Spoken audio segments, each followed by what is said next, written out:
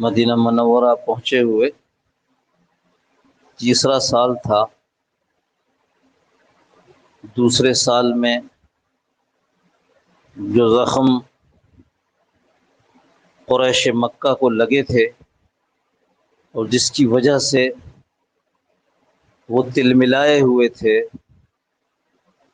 تو اس بدر کا بدلہ لینے کے لیے تیسرے سال میں مدینہ منورہ پر دوبارہ حملہ آور ہوئے۔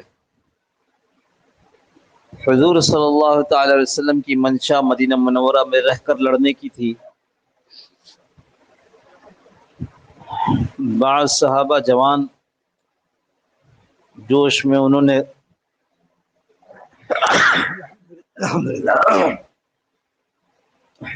بعض جوان صحابہ جوش میں انہوں نے رائے دی کہ باہر نکل کر لڑنا چاہیے۔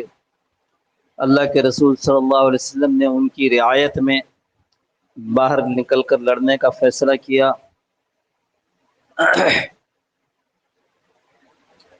اور پھر آپ کو معلوم ہے رسول اللہ صلی اللہ تعالی علیہ وسلم کی ایک بات کو نہ ماننے کی وجہ سے، نہ یوں نہ کہیں نہ ماننے کی وجہ سے، بلکہ بات کو سمجھنے میں غلطی کی وجہ سے شکست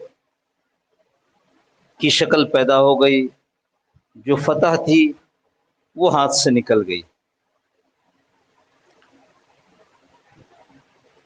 حضور صلی اللہ تعالی علیہ وسلم اور صحابہ نے مردانہ وار مقابلہ کیا، لیکن چونکہ ایک ہاتھ آئی ہوئی فتح نکلی تھی اور زخم بھی خوب لگے تھے اور بڑے بڑے 70 صحابہ کی شہادت ہوئی، تو سمجھ لو کیفیت کیا ہوگی۔ سارے سمٹ کر احد کے دامن میں، اور حضور صلی اللہ تعالی وسلم اپنے صحابہ کے ساتھ زمین سے کچھ اوپر، جو لوگ عمرے پر حج پر گئے انہوں نے دیکھا ہوا جگہ تشریف فرما تھے۔ رسول اللہ صلی اللہ تعالی علیہ وسلم کے زخم کو بھرا جا رہا تھا، جو زخم لگے تھے۔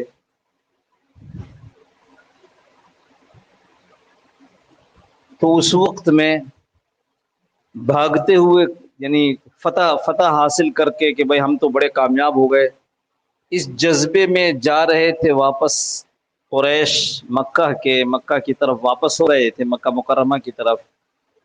تو خیال آیا کہ پوچھ تو لیں کہ ہماری فتح پوری ہوئی کہ نہیں ہوئی۔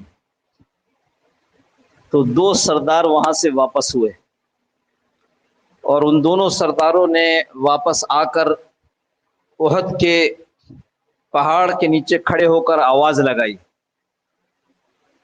کیا تم میں محمد ہیں؟ ابھی تک پتہ نہیں تھا کہ حضور صلی اللہ تعالی علیہ وسلم زندہ ہیں یا نہیں ہیں، یہ تھا کہ شکست دے دی، اب چلو واپس۔ صحابہ نے چاہا کہ آواز کے جواب میں، سوال کے جواب میں یہ کہیں کہ ہاں محمد صلی اللہ علیہ وسلم ہمارے درمیان ہیں۔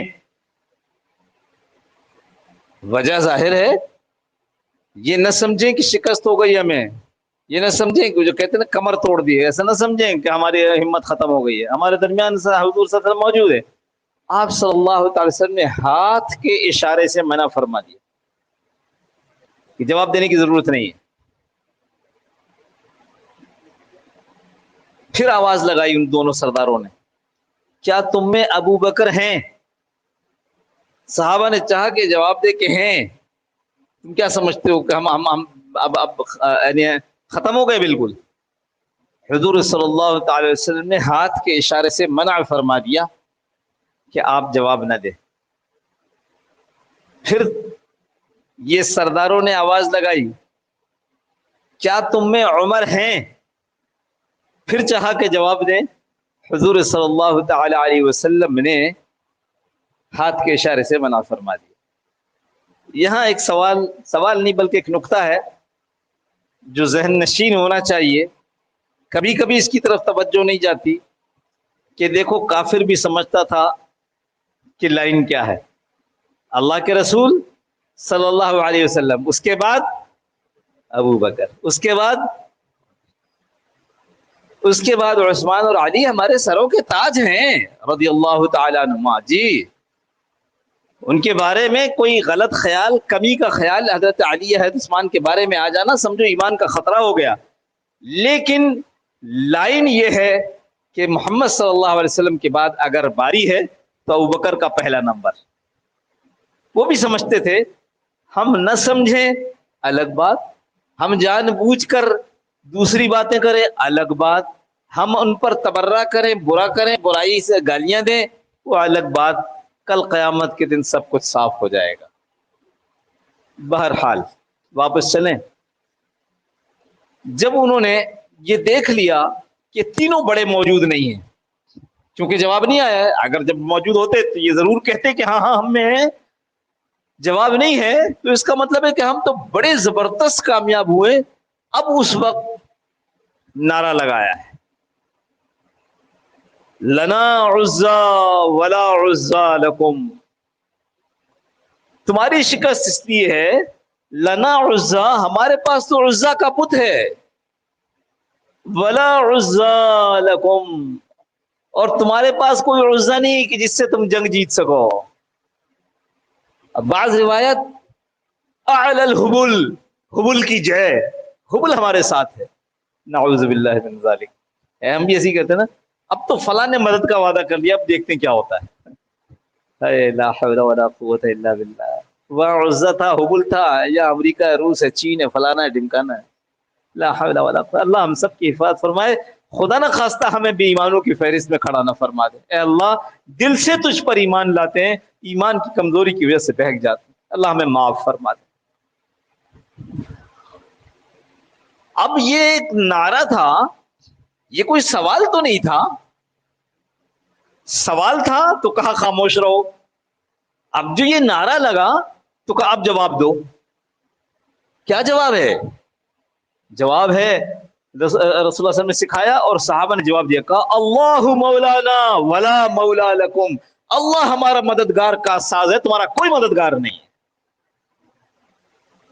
جو بات عرض کرنی ہے، جب کبھی غلط یقین چلے، مسجد سے نکلے عمران خان نے یوں کر دیا، مسجد سے نکلے نواز شریف نے یوں کر، جب کبھی غلط یقین چلے، یہ کیا ہے؟ کیڑے مکوڑے، ان کے ہاتھ میں کچھ بھی نہیں، کرنے والا اللہ ہے.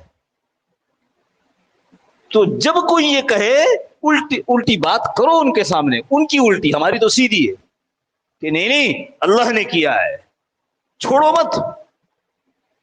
اس بول پر کسی کو منع نہیں کر، رک نہ جاؤ کہ پتہ نہیں کیا کہے گا اگر ہم یہ کہیں. بولو اللہ نے کیا ہے. یہ کون ہوتے ہیں؟ مخلوقات جن کو حفاظت کے لیے ہزاروں فوجی چاہیے، ہزاروں پولیس چاہیے، یا خدا نخواستہ بالٹیاں چاہیے.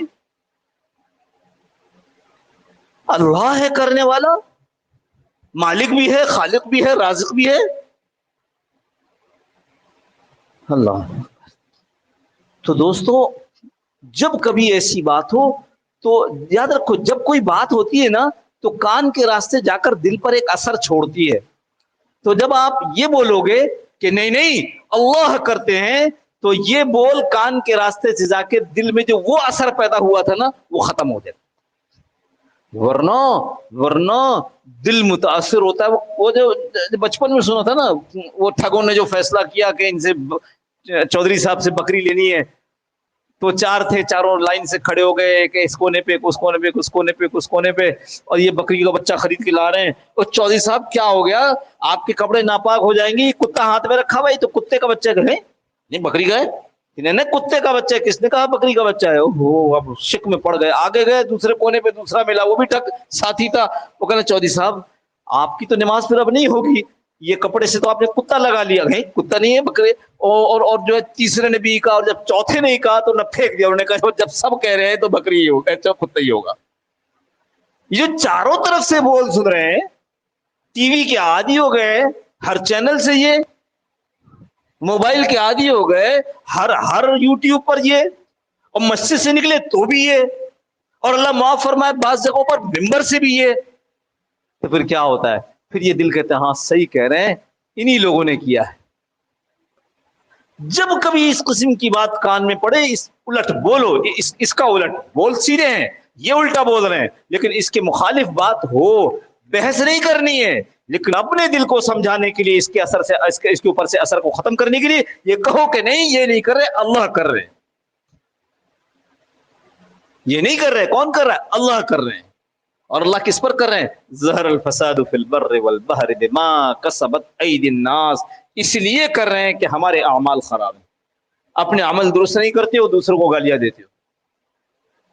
میں کسی کی اچھائی نہیں کر رہا کہ فلاں نے غلط کام کیا تو کوئی بات نہیں، ہاں اللہ نے اس کے گندے عمل کی وجہ سے اس کو اس گندگی کا ذریعہ بنا دیا، چھوڑ دو، ہمارا مسئلہ نہیں ہے، ہمارا مسئلہ تو ہم خود ہے، ہم کس حال میں ہیں۔ آگے انشاءاللہ باتیں آئیں گی تو پھر اس میں اور چیزیں عرض کریں گے، لیکن یہ بتانا مقصود ہے۔ اور دیکھو یاد رکھو، اگر آپ نے اس غلط یقین کے مقابلے پہ دل سے سچے یقین کی بات کر دی تو مزے آ جائے گی۔ یعنی ہم بھی تو ایسے ہی ہے نا، اس کے سامنے تو بول دیا یہ نہیں کرتے اللہ کرتے ہیں، پر دل میں ہو رہا ہے کیا کرتے تو یہی لوگ، کر تو یہی لوگ لیں، یہ گڑبڑ ہے۔ دل کو بناؤ، دل سے غیر اللہ کو نکالو، دل سے وہ تاثر نکالو کہ اللہ کا غیر کچھ کر سکتا ہے۔ یہ جو ماحول ہے خانقاہوں کا ماحول، پیروں کے پاس، مشائخ کے پاس آتے ہیں جاتے ہیں، گھنٹوں بیٹھتے ہیں ان کی صحبت میں، ہاں اگر تقریر نہ بھی کریں، حضرت خواجہ خان محمد صاحب رحمہ اللہ بیچارے آخری زمانے میں بیمار تھے، ویسے بھی تقریریں نہیں کرتے تھے، لیکن آخری زمانے میں تو خاصے بیمار تھے، چارپائی پہ لیٹے رہتے تھے، خانقاہ سراجیاں کندیاں، وہ کیا کلر کہار میوالی کے پاس وہ جگہ ہے، اور مین لائن پر بھی نہیں ہے کہ وہ جی ٹی روڈ کے ساتھ ہو یا وہ ریلوے ٹریک کے ساتھ ہو، تو جب لوگ وہاں جاتے تو بس وہ حضرت لیٹے رہتے اور یہ حضرات جا کر کے بیٹھ جاتے۔ ایک دن ایک مرید نے کہا، حضرت مولانا خان، پرانے آدمی نہیں، آپ کو پتا ہے ابھی انتقال ہوئے چند سال پہلے، حضرت مولانا خان محمد صاحب رحمۃ اللہ علیہ سے کہا کہ حضرت لوگ مین لائن تو ہے نہیں کہ جاتے جاتے انہوں نے کہا چونکہ فلاں جا رہے ہیں، اسلام آباد جا رہے ہیں، لاہور جا رہے ہیں، فلاں نہیں، لاہور سے تو آگے نکل کے اسلام آباد جا رہے ہیں، پشاور جا رہے ہیں، کہیں بھی جا رہے ہیں تو تھوڑی دیر کے لیے مولانا کی زیارت کرتے ہوئے چلے جائیں، ایسا نہیں ہوتا، بلکہ مین لائن سے ہٹا ہوا ہے تو جو آتا ہے وہ بالارادہ بالقصد نیت کر کے آتا ہے۔ حضرت جب وہ یہاں آتے ہیں تو آپ خاموشی سے لیٹے رہتے ہیں، اگر دو چار نصیحت کی باتیں کر دیا کریں تو لوگوں کو فائدہ ہو جائے گا۔ بات تو بڑی عقلی ہے۔ جب کسی نے مرید نے یہ بات کہہ دی تو حضرت رحمت اللہ نے فرمایا، کہا معاف کرنا، کہا کہ بھائی دیکھو، جو لوگ میرے پاس آتے ہیں اور آ کر بیٹھ جاتے ہیں اور خاموشی سے پھر بیٹھے بیٹھے چلے جاتے ہیں، اگر کسی کو میری خاموشی سے فائدہ نہیں ہوتا تو اس کو سمجھ لو کہ اس کو میری بولنے سے بھی فائدہ نہیں ہوگا۔ یہ جو میں نے آپ سے عرض کیا کہ اللہ والوں تک بیٹھ جائے آدمی، وقت گزارے، کچھ بات سن لے تو بہت اچھا، نہ سنے تو ان کے قلب کا اثر پڑ رہا ہے آپ کے اوپر۔ خیر بات کہیں اور نہ چلی جائے۔ اسی طرح علماء کے پاس جا کر آدمی بیٹھتا ہے، ان سے قرآن اور حدیث کی بات سنتا ہے، قرآن اور حدیث کا براہ راست اثر دل پر پڑتا ہے۔ اسی طرح دعوت والے، تبلیغ والوں کے ساتھ بیٹھتا ہے، اللہ سے ہونے کو سنتا ہے، نبی کے طریقے میں کامیابی کو سنتا ہے، آخرت کو، قبر حشر کو سنتا ہے، اس کا تأثر دل پہ پڑتا ہے۔ ان ماحولوں سے یہ بول بدلیں گے، پہلے یہاں سے بدلیں گے، پھر جب یہاں سے بدلے ہوئے آدمی نے جو بولا کہ کیا کہہ رہے ہو بھائی، ابھی تو نماز پڑھ کے نکلے، یہ کہہ رہے ہو کہ مخلوق سے ہوتا ہے؟ نہ مخلوق سے نہیں ہوتا، اللہ سے ہوتا ہے۔ تو جب یہاں سے کہیں گے نا، یعنی دل سے کہیں گے تو اس کا اثر پڑے گا۔ دیکھو دو سردار آئے، انہوں نے آ کر یہ سوال جواب کیے، اس کا سوال کا جواب نہیں ملا، یہ نعرہ لگایا، نعرے کا جواب ملا، اللہ مولانا ولا مولا لکم۔ اس کا اثر یہ ہوا کہ بالآخر یہ دونوں سردار مسلمان ہوئے۔ عجیب بات ہے کہ نہیں؟ یعنی یہ ہو نہیں سکتا صحابہ جیسا طاقتور آدمی اتنی قوت سے کہے اللہ مولانا ولا مولا لکم، اور ان کے دل کے اوپر اس کا اثر نہ ہو۔ کون تھے دو؟ خالد ابن ولید اور دوسرے ابو سفیان رضی اللہ تعالی عنہما۔ تو اس واسطے یہ عرض کیا کہ بھائی ایک تو ضرورت ہے یہ بات کہنے کی کہ جو تم کہہ رہے ہو کہ غیر اللہ سے ہو رہا ہے یہ نہیں ہے، اور دوسری بات یہ ہے کہ یہ بات ہم بھی دل سے کہیں تاکہ ہمارا بھی فائدہ ہو اور سامنے والے کا بھی فائدہ ہو، سامنے والے کے دل میں بھی اس کا اثر ہو۔ اللہ پاک سمجھ دے، ورنہ ماحول چاروں طرف بہت خراب ہے، چاروں طرف یہی بات ہے۔ میں نے آپ سے عرض کر دیا کہ بازار میں بھی یہی ہے، گھر میں بھی یہی ہے، ہاں، اور دوستوں میں بھی یہی ہے، دفتر میں بھی یہی ہے، اور یہاں تک کہ مسجدوں میں بھی یہی ہے۔ اور کبھی کبھی آپ دیکھیں گے، اللہ معاف فرمائے، بعض متاثر ہو جاتے ہیں یا وہ بات کسی اور انداز سے کرتے ہیں تو ہم غلط سمجھ لیتے ہیں کہ ممبر سے بھی یہی بات ہو گئی۔ اللہ ہم سب کی حفاظت فرمائے اور ایسے ماحول میں جڑنے کی توفیق عطا فرمائے جن ماحولوں میں یہی بات ہوتی ہو، تاکہ ہمارا دل بن جائے کم از کم ہم، باقی تو ساری دنیا، کم از کم ہم جہنم کی اس آگ سے بچ جائیں جس کا فیصلہ یقین پر، ایمان پر ہونا ہے۔ میں نے کئی دفعہ عرض کیا ہے، نماز پر فیصلہ نہیں ہونا ہے، حج پر فیصلہ نہیں ہونا ہے، فیصلہ اس پر ہونا ہے کہ تمہارے دل کا یقین کیا تھا۔ ایمان پر فیصلہ ہونا ہے، ایمان کی وجہ سے جنت میں جائیں گے، اعمال کی وجہ سے درجے بلند ہوں گے، ایمان نہ ہونے کی وجہ سے جہنم میں جائیں گے، گناہوں کی وجہ سے اس کے نچلے درجوں میں جائیں گے۔ اللہ ہم سب کی حفاظت فرما دے۔ اللهم صل على سيدنا مولانا محمد النبي الأمي وعلى آله وسلم تسليما كثيرا كثيرا۔ اللهم ربنا ظلمنا أنفسنا وإن لم تغفر لنا وترحمنا لنكونن من الخاسرين۔ اللهم ربنا لا تزغ قلوبنا بعد إذ هديتنا وهب لنا من لدنك رحمة إنك أنت الوهاب۔ عذاب النار۔